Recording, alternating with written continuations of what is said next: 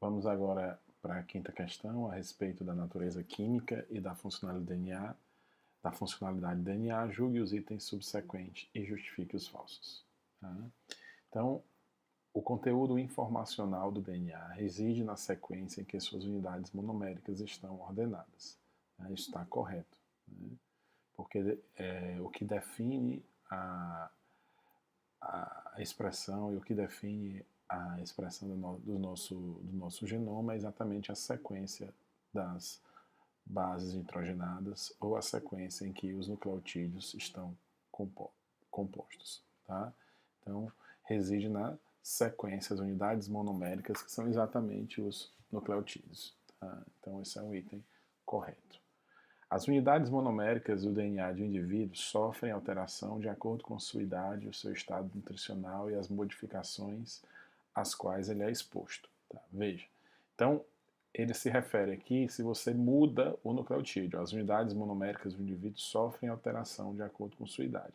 A gente estudou em epigenética que sofre, né? Então pode ocorrer metilações, pode ocorrer acetilações, né, na sequência do DNA. Não é que a base muda, ou seja, não é que você troca uma adenina por uma timina.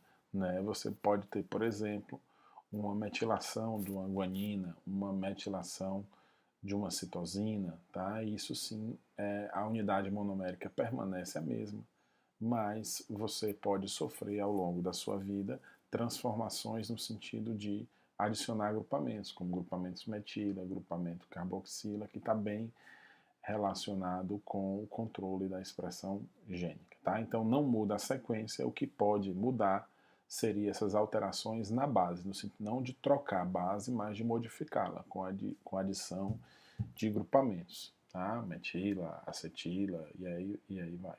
Tá? 3. Espécimes de DNA isolados de diferentes tecidos da mesma pessoa possuem a mesma composição de base. O DNA é igual para todas as células de um mesmo indivíduo. Então, a sequência de bases, a composição das bases é igual em todas as células de um mesmo indivíduo. Tá? Então, essa também é verdadeira. Durante a desnaturação do DNA, são quebradas ligações covalentes presentes em sua estrutura. Isso é falso. Né? Não há quebra de ligações covalentes.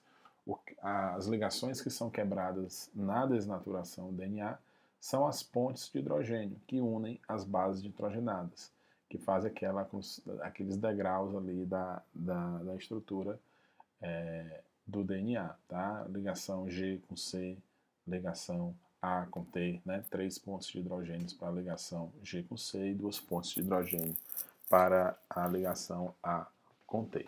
Finalmente, a quinta questão, que diz que nas moléculas de DNA dos eucariotos, a ocorrência das bases GC é aproximadamente igual à de TA. Veja, isso não é verdade. Tá? Por quê? Porque o que é igual é a quantidade de bases G e C, ou então a T e a A. Tá? Então, se fosse assim, você ia ter sempre 50% GC, 50% TA. E não é isso que ocorre. Né?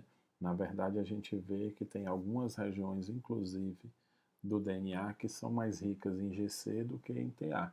Né? Isso está ligado à espécie, né?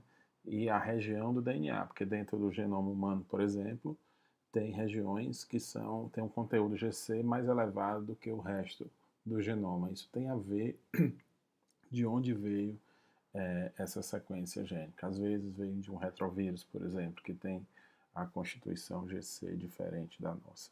Tá bom? Então esse item é falso, porque a quantidade de G é aproximadamente igual a de C. Na verdade, teoricamente, deveria ser igual. E T e A também são iguais. Agora, a soma do GC não é igual à soma de AT.